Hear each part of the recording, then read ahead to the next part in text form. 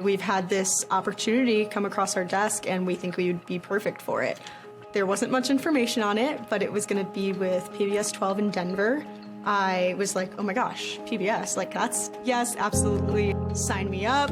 Yes, storytelling is kind of everything. People live their lives in their own bubbles. The realities between two different people can be so wildly different, they're unrecognizable. Exploring emotions, whether painful or happy. Storytelling always comes back to a life. Storytelling is a very powerful tool. And when you make a story, you're inviting somebody to take a break from their reality and engage with the reality that you've made. And you're hoping what they take out of that is a little bit of that reality into their life to hopefully improve it. Like, I always did that with all my friends, right? Like, always did like little stories. So I felt like it was like a way to just kind of escape a little bit. A way to bring people together, bring communities together.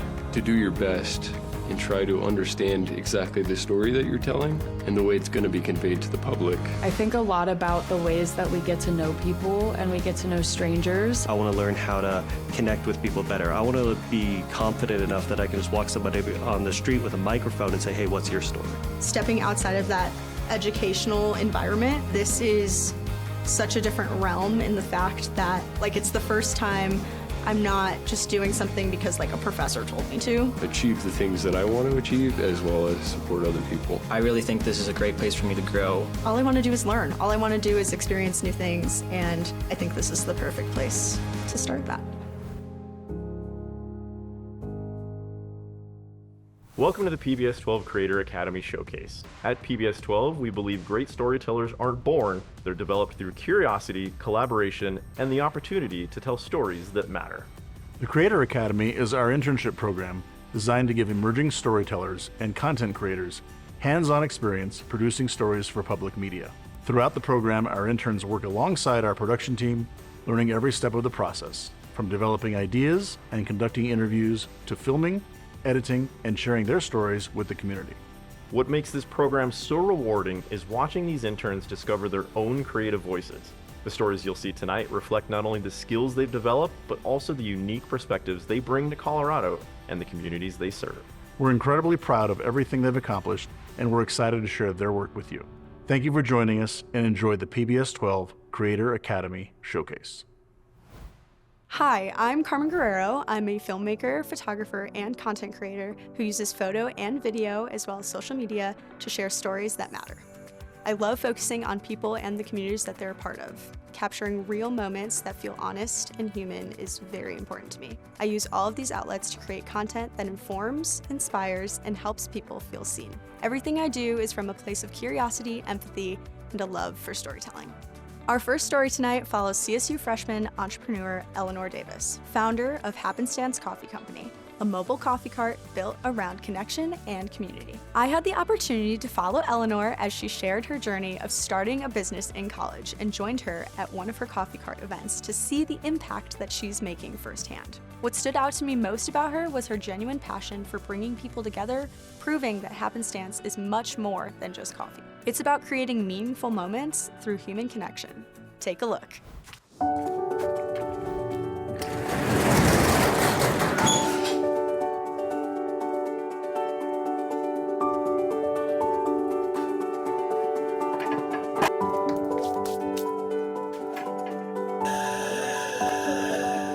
This whole thing kind of started, I always had a dream of having a coffee company and being all involved in that.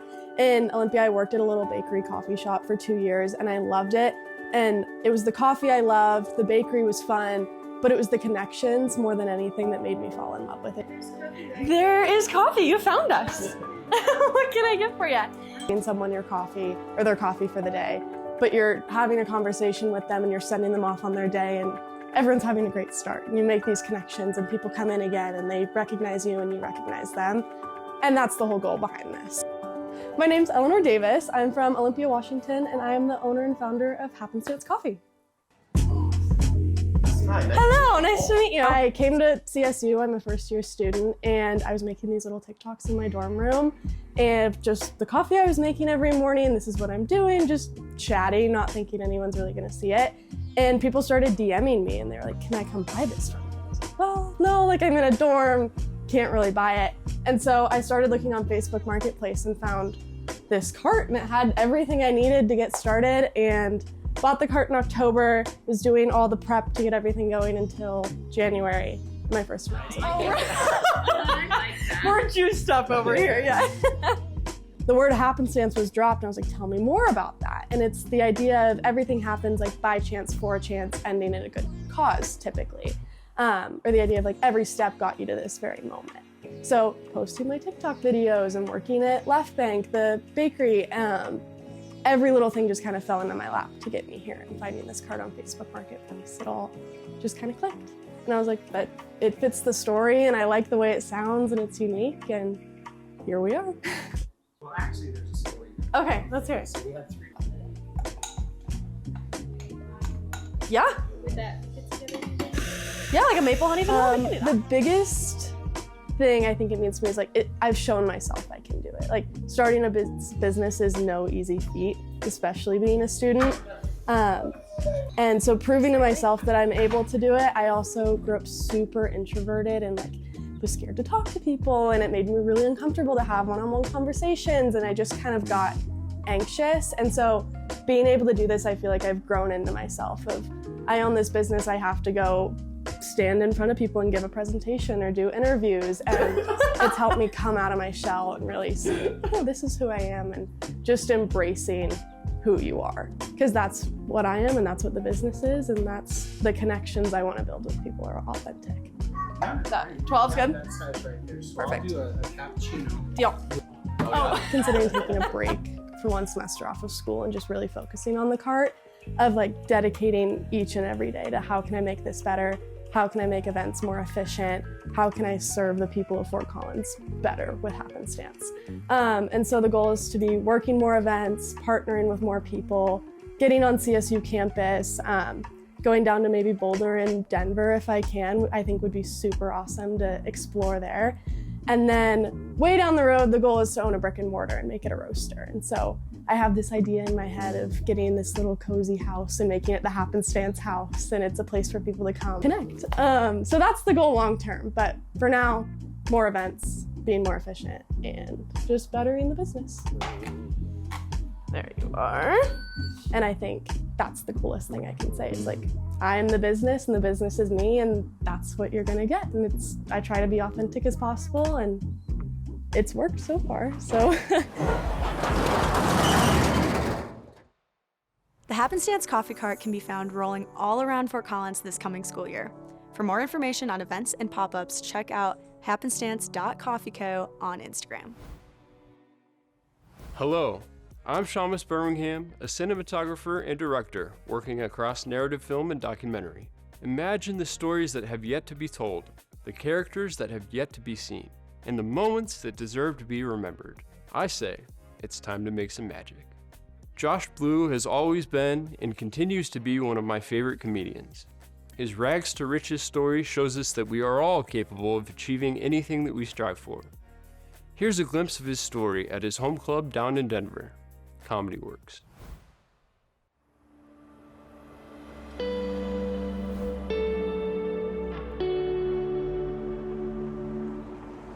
Up there you see in the windows, there's all the bills of the upcoming comics. I remember standing in the window looking at them all, and I said, one day my face is going to be in this window. And I said, we believe you.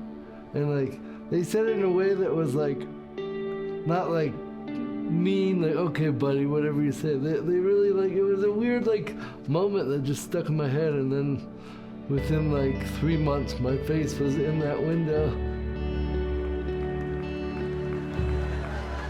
25 years later, and I'm still coming here every chance I get, and I travel all over the world. I do 200 shows a year, but I get to come back to this place, and it makes me so happy. Like, any night I come here, no matter who's on, they're probably gonna ask me to jump on stage and do 5 minutes. Because these are where my friends work, and this is my family, and we do Christmas parties and birthday parties together, and and some of the staff here, there's a woman that's been here like my whole career. Like, I've known her 25 years. So many people are stuck in their own heads and their ruts and their whatever. I think the key is just to do it. Obviously, I do stand-up because I love doing it, and I kind of don't care whether you come along with me or not. I'm having a good time, but I think that's like contagious. Like, just having fun is contagious. My name's Josh Blue. I'm a stand-up comedian, and I tour all over the world doing that. And yeah, that's all.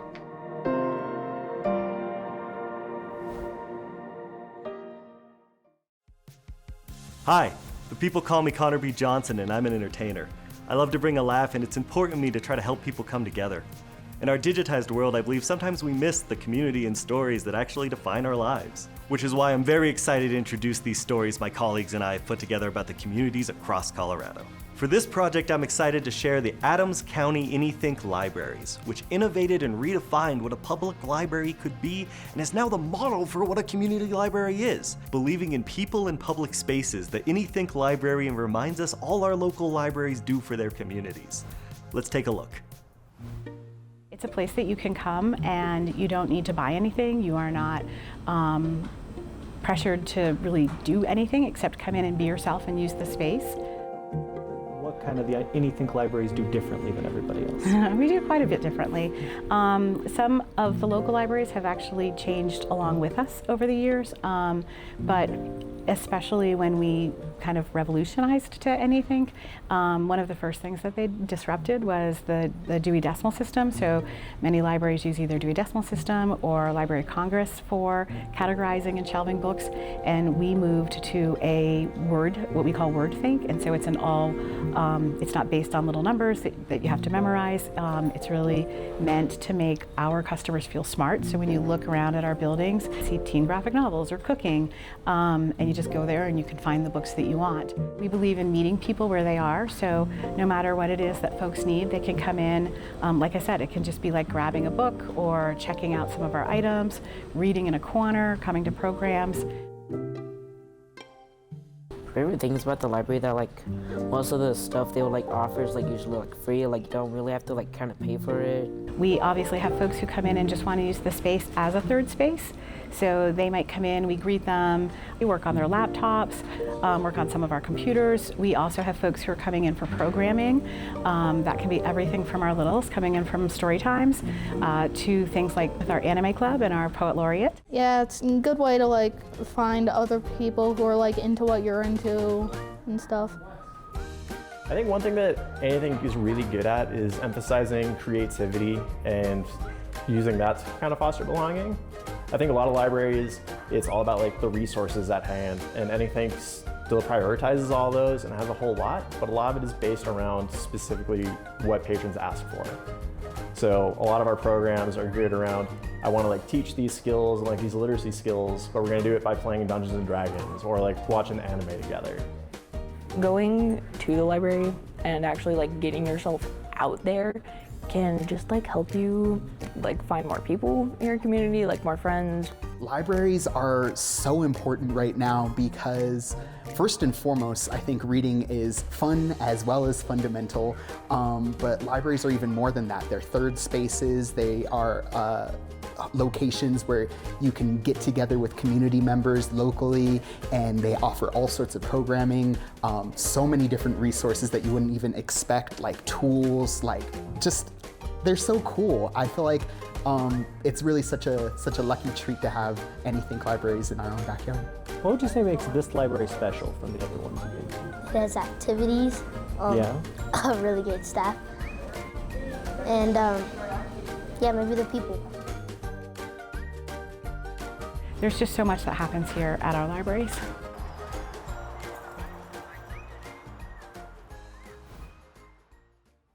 You can check out all that the Anythink libraries do at anythinklibraries.org. The Colorado Environmental Film Festival takes place each February in Golden at the Colorado School of Mines, and PBS12 has proudly supported it as a sponsor for nearly a decade. We had the opportunity to go behind the scenes, speaking with the organizers and filmmakers about the festival's impact and mission. What stood out was the passion behind these stories and the way film is being used to connect audiences to environmental issues in powerful, creative ways. It's a celebration of storytelling, empowerment, and community coming together through film.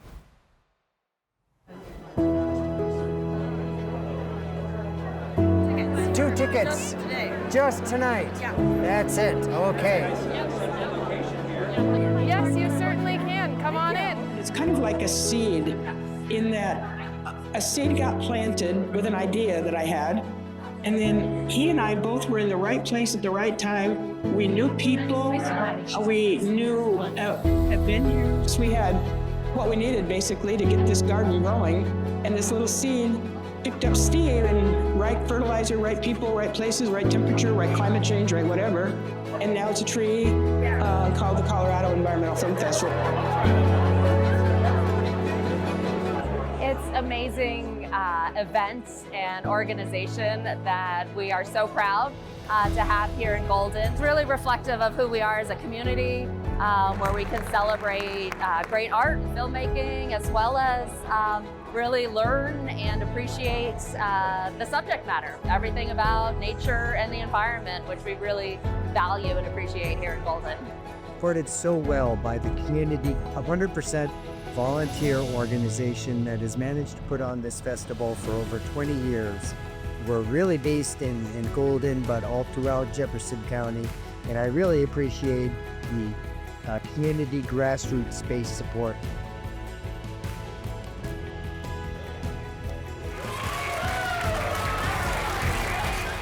This is a time where people who tell stories, people who are creative, people who see opportunities, which is exactly what documentarians do, it's exactly what journalists do, it's exactly what creators do. How do we keep seeing those opportunities? How do we keep sharing these critical stories, helping people to connect, to think, and ultimately to empower them to do better? This is important stuff for people to be able to exist on this planet. People have to know about our planet and their role and position in it. Don't be afraid to be educated. Don't be afraid to be inspired. Don't be afraid to be motivated. Because that's what our group does. Is our whole mission is to educate the public and to create support and inspire the public to be able to sustain the environment. No matter what aspect of the environment people are passionate about, but to get involved at the grassroots level. Don't be afraid to be educated.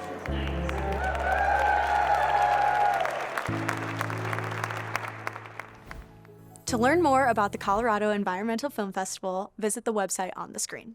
Our final assignment involved giving back to the community. We were each tasked with finding a local nonprofit that didn't have any video and used our skills to help tell their stories.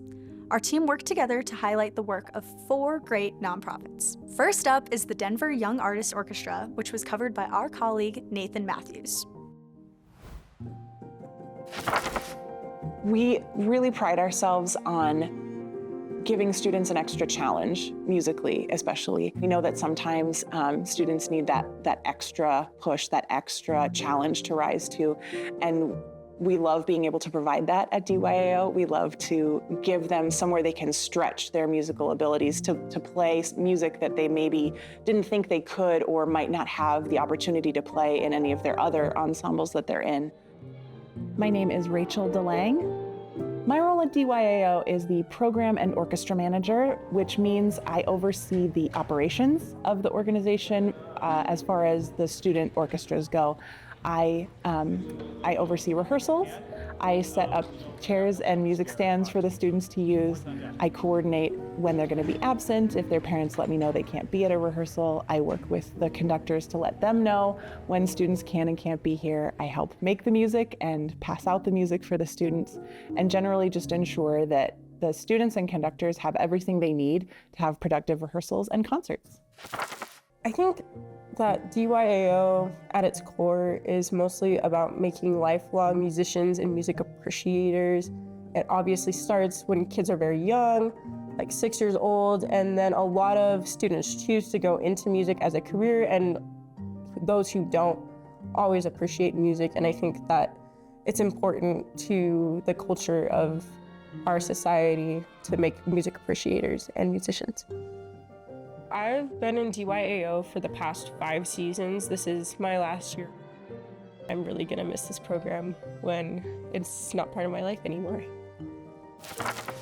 Yeah, so I have 3 older siblings. We all play musical instruments. I have 2 older sisters who play violin, and my brother plays cello, and so they all did DYO before me, and so a lot of memories of kind of, them having to go to rehearsal and going to go see their performances.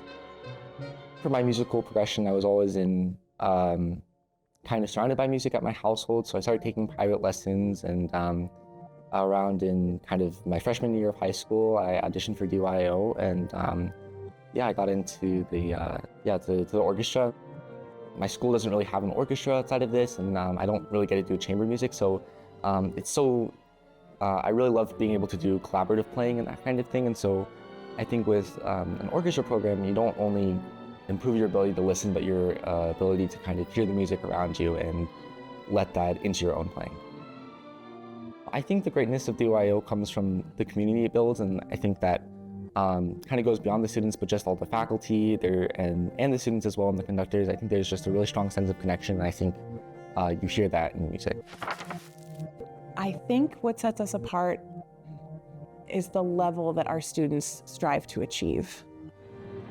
They're constantly wanting to get to that next place and wanting to push themselves farther, and that allows us as an organization to push ourselves farther for them.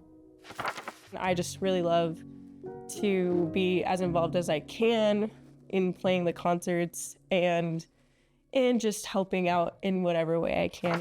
I think I want to continue to push myself. I think that's what's really special, is that we get the opportunity to push ourselves and challenge ourselves in that way, and I want to, I think, try to become more of a leader at the orchestra. DYO is amazing because of the students who are here. That's what makes it amazing. We have great conductors, we have great staff, but really the students who are in our orchestras are what make us great, because they're the ones putting their hearts and souls into this music and pulling off amazing concerts and performances, and they're what makes us great.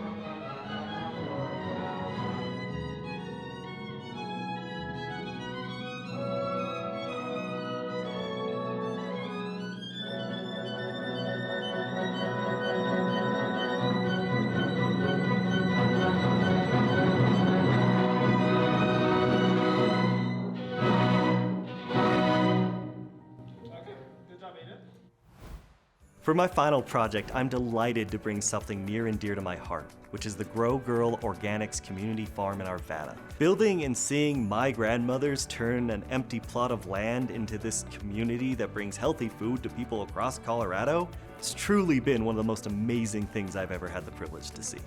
Let's take a look.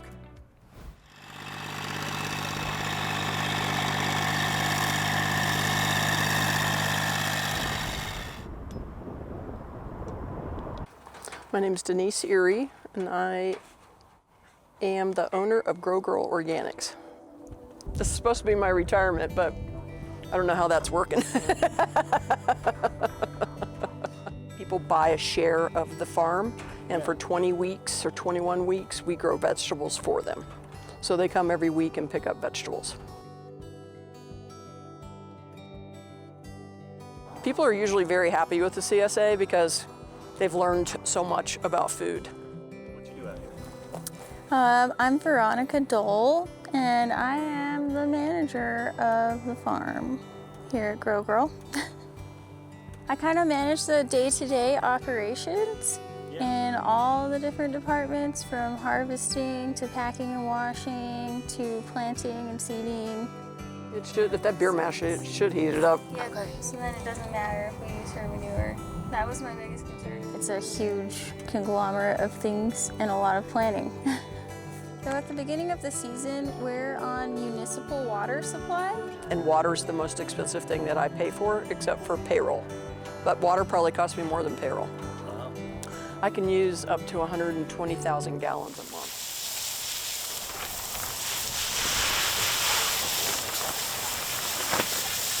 So we share water with the property that we're on, which is a church. And so we have to drag hoses all over the farm at the beginning of the season until we do get access to our irrigation water supply. It's a lot of hard work. I fell in love with farming and agriculture the first year I came up here, and I haven't really been able to stop coming back. And we're trying to create habitats for microbial growth So we do protozoan infusions, we do compost teas and extracts. We have that shack, we call it the microbe shack, and that's where we grow all of our own microbes. We also have a microscope so that we've all been taught how to look for things in the soil and in our infusions to make sure that we're actually putting microbes into the soil.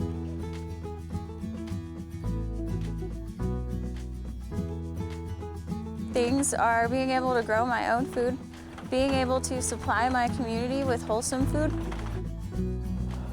Broccoli, cabbage, cauliflower, corn, herbs, kohlrabi, beets, carrots, lettuce, greens, okra, rhubarb, fruit, melons, beans, fava beans, all squashes, winter and summer, edamame, tomatoes, peppers. There's a lot going on. And I want to make this the most beautiful little piece of land that is in Arvada. God put a little thing in my heart and told me that I needed to start this. So my grandparents, my grandmother taught me how to do this. Every year they would come and get me. I was raised in Florida and they lived in Michigan, and they'd come and get me like in May, and we'd drive to Michigan and I'd spend the whole summers with them. And she had a huge lot of, like a whole nother lot next to her house, and that's where I learned how to grow. I mean, shucking beans and snapping them and doing all that stuff. And she's taught me what a kohlrabi was, and it's my favorite vegetable now. And so that's why I do that. And nothing's better than when you plant a seed and you see that little green pop up out of the soil. It just makes me smile. It just makes me feel good.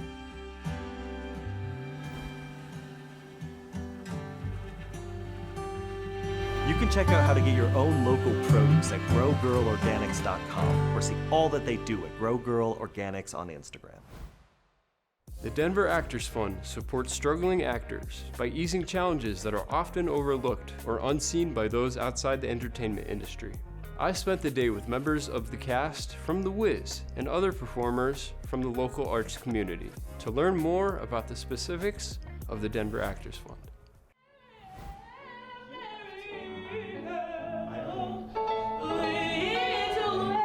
One of the main things I've learned from this experience is that in this performing arts world, there are people that'll be there to support you, to hold you down, to encourage you, to give you a space to be yourself and to breathe and live through your character.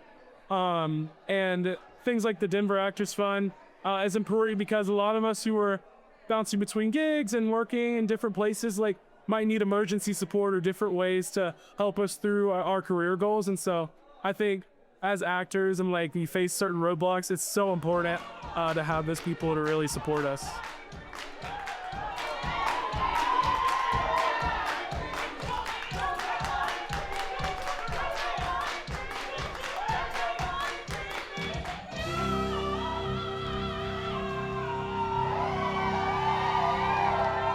Organizations like DAF and others are really essential to the longevity of this field, but also to the development of young artists in school and beyond to be able to develop skills and have opportunities to grow, but also experience connection and community.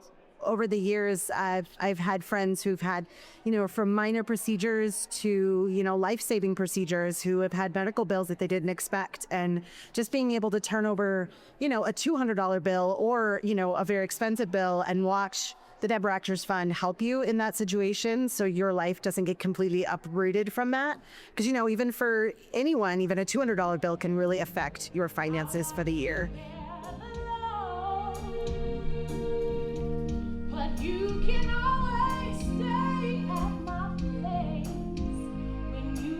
3 years ago, my mother got very sick with COVID and was in the hospital for over a month. And she actually passed away. And the Denver Actors Fund actually paid for her funeral expenses. I would say the one thing I feel like actors struggle with the most is just scheduling. Some people can't do it casually. Some people have real jobs that they have to do. So it's always that thing. But also, it's the fight to choose whether to do your art or to have to be in like the corporate world. So everything that the Denver Actor Fund does for us, we appreciate, because without them, there'd just be so many actors who wouldn't be able to do what they do today on stage.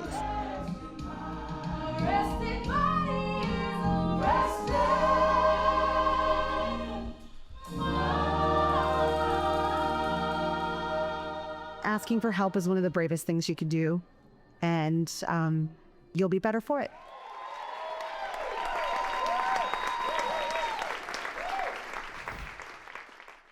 You can learn more at www.denveractorsfund.com. Our final story tonight highlights the Kiva Center, an organization dedicated to creating outdoor learning experiences that foster community, personal growth, and a deeper connection with nature. I had the opportunity to produce this piece alongside Dee Driscoll and Lainey Smith, spending time on the property, speaking with staff and participants to better understand its impact. What stood out most was the passion of the people behind the Kiva Center and the welcoming community that they've created. I hope you enjoy it.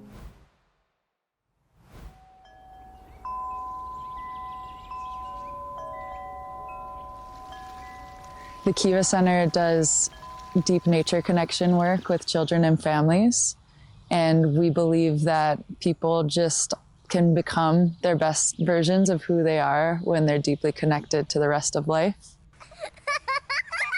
I believe that everyone comes into this world with a gift.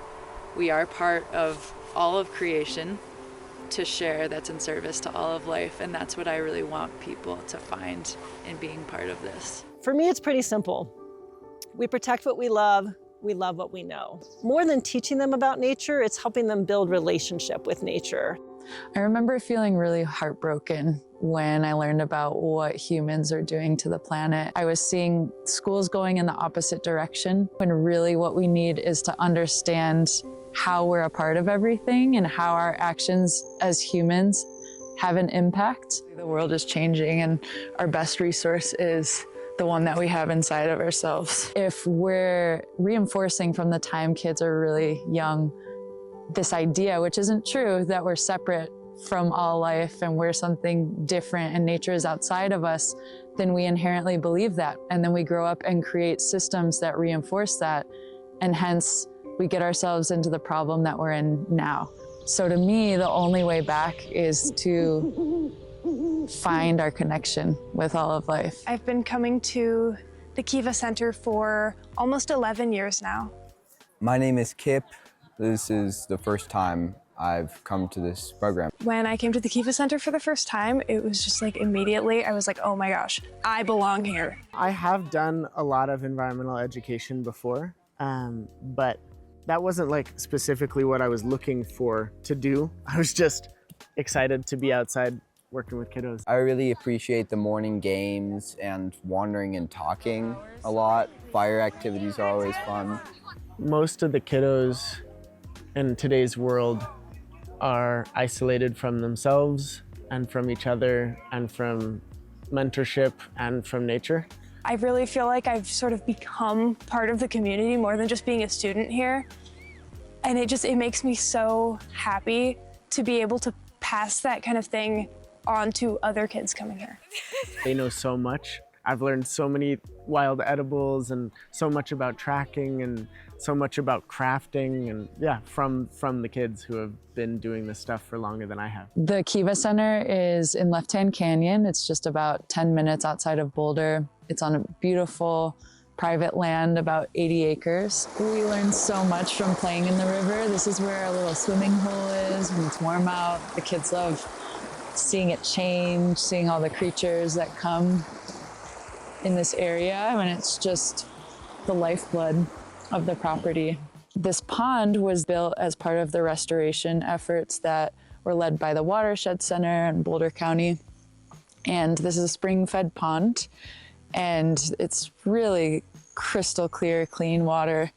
See, this place is just brimming with so much life. There's so much diversity. When they designed this restoration work, they decided to imitate the function that beaver dams have in an ecosystem. So spreading the water out, creating more habitat, mitigating flood, cleaning the river. And so they created these fake beaver dams and put them along this channel to help do all of those things. What I've actually discovered is how much richness comes in their play.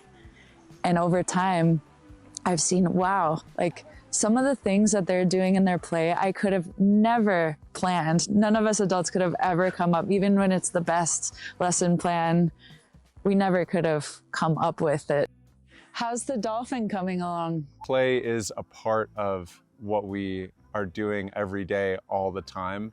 And I think that just encourages this culture of cooperation and love, like genuine friendships. If we never give them any autonomy, then they're never going to learn how to make good choices and never going to learn how to access the inner wisdom that they already have, that they come into this world with. I think we need to give kids the type of environment where they can learn to adapt, learn to think on their toes. And this is a place where we get to love who they are, exactly how they are. I've been coming here for about 3 years, and I'm 10. I can find spears. You see that pile of rocks over there? Boulder shot! You can stand up! I made a lot of friends here, and this place made me social, because I used to be like really shy. So what we're doing is we're making the JJQ. So it's took us months because we've been trying to break it and stuff. This rock is impenetrable. We've been trying all year to do this. Everybody is really welcoming and kind, and they'll help you if you need it. It's just a really supporting community. One of the tools that I've learned from the Kiva Center is like being able to talk and interact in a polite and respectful way. A couple days a week, I'm out here in our homeschool enrichment program working with the kids. The kids I work with are 5 to 12 years old, and we're out here for 6 hours every day. And so with my co-mentors, we create the curriculum, we facilitate the day, and our day is a combination of structure and then different kinds of activities that teach kids about the natural world. So one of the main programs that Kiva has is our homeschool enrichment. So the families that attend are families that homeschool, and that runs 5 days a week. Most kids come 1 day a week. We have a few that come a couple days a week. The age group is for the kids is 5 to 12 years old, and then we have a teen group that meets on Fridays. That's 12 to 17. Then we also have a series of summer skills classes. So they're focused on different skill areas. Like there's one on foraging. There's one I'm really excited about because it's one of my favorite things.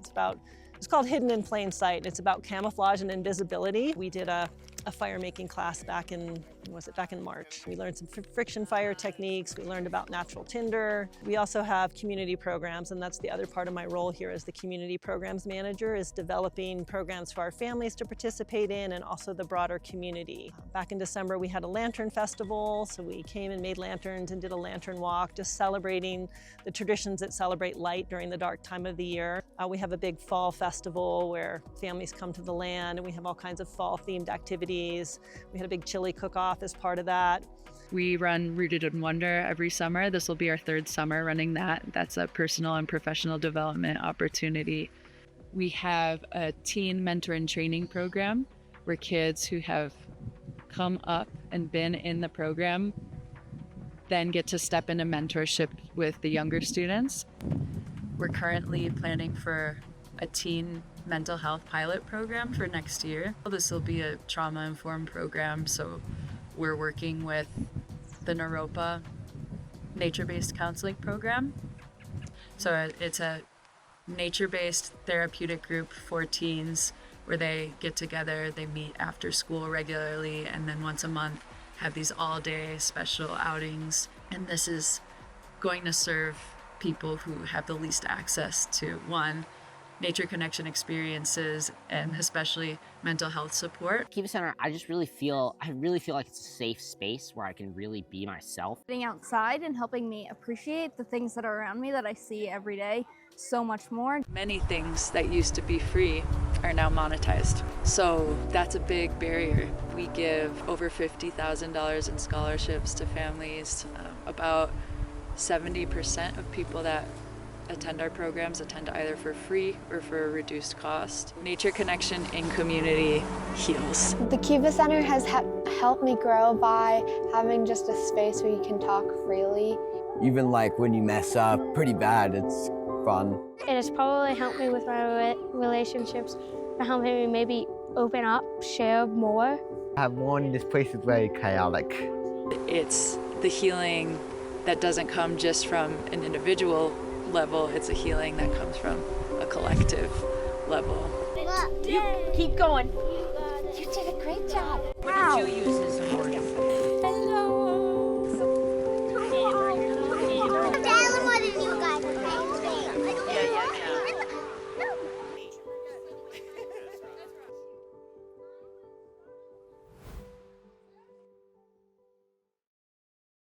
We hope you've enjoyed this showcase of our work. We're excited to report there is already a new group working with the PBS12 Colorado team. And they're out gathering great stories right now. But none of this would be possible without viewers like you. We want to close tonight by saying thank you. Thank you. Thank you for this amazing opportunity. Wait, yeah, did I say that right? My role at PBS12 this is gonna be a disaster. Sorry. How's my hair? I've decided the zit is so big because of all the memories I've held. My name is Lainey Smith. My name is Seamus Birmingham. My name is Dee Driscoll. I go by Dee. My name is Carmen Guerrero. My name is Nathan Matthews. And I am thrilled to be a part of the first ever cohort of interns here at PBS12 in the Creator Academy.